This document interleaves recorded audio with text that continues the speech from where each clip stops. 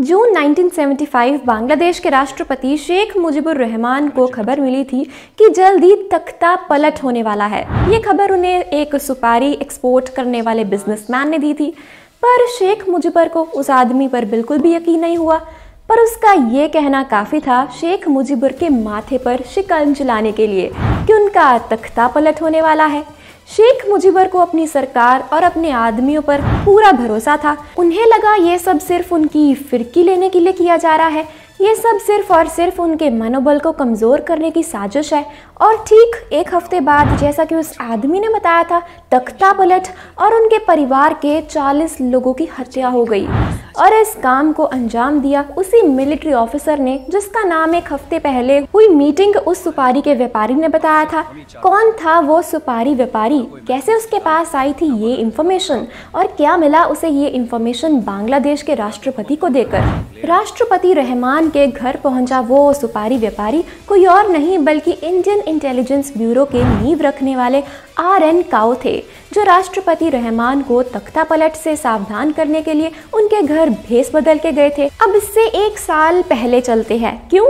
क्योंकि यही वो समय था जब सिक्किम का भारत में विलय हुआ था, और ये वही सुपारी व्यापारी था जिसने 4 दिनों में ही इंदिरा गांधी के सामने प्लान रखा और उसी प्लान के तर्ज को एक पूरे राज्य को भारत में विलय करवा लिया।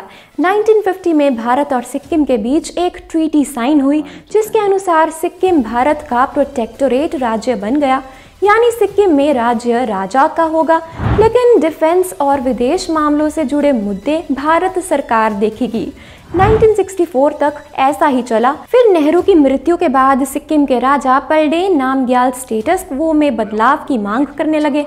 उनका कहना था कि 1950 की ट्रीटी में बदलाव करते हुए सिक्किम को भूटान जैसा स्टेटस मिले, यानी एक अलग स्वतंत्र देश। 1970 में भारत सरकार ने राजा चोग्याल को सिक्किम के लिए परमानेंट एसोसिएशन का स्टेटस ऑफर किया, पर मामला अभी भी कुछ जमा नहीं।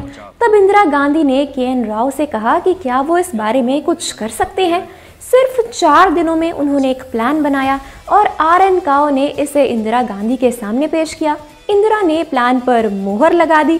प्लान ये था कि चोग्याल राजशाही को धीरे धीरे कमजोर किया जाए और इसके लिए सिक्किम की लोकल राजनीतिक पार्टियों की मदद ली जाए। काओ की इच्छानुसार काजी की सिक्किम नेशनल कांग्रेस को भारी बहुमत मिला।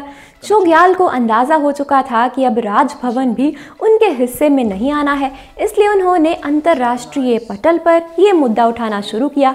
इसे देखते हुए राव ने सिक्किम ऑपरेशन का आखिरी हिस्सा शुरू किया, जिसके तहत जरूरी था कि बिना खून खराबे के राजभवन भी नियंत्रण में आ जाए। इस काम की शुरुआत विधानसभा से होनी थी, जहां काजी और उनकी पार्टी ने the government of Sikkim act 1974 सदन में पेश किया, पर अभी भी राजभवन पर कब्जा करना बाकी था। बिना विधानसभा की अनुमति के सेना सीधे राजभवन पर कब्जा नहीं कर सकते थे। राव के प्लान के तहत सबसे पहले गंगटोक में प्रदर्शन शुरू हुए और मांग उठी कि राजभवन को राज्य के अधीन किया जाए और सिक्किम गार्ड्स को वहां से हटाया जाए। इसके बाद चोग्याल को लेकर योजना तैयार हुई, जिसके अनुसार चोग्याल को राजभवन से हटाकर इंडिया हाउस में ले जाया गया। तो दोस्तों, कुछ ऐसा ही मिलता जुलता कंटेंट हमें देखने को मिल सकता है फिल्म ईगल में। तो आपको ये वीडियो कैसी लगी हमें ज़रूर बताएं।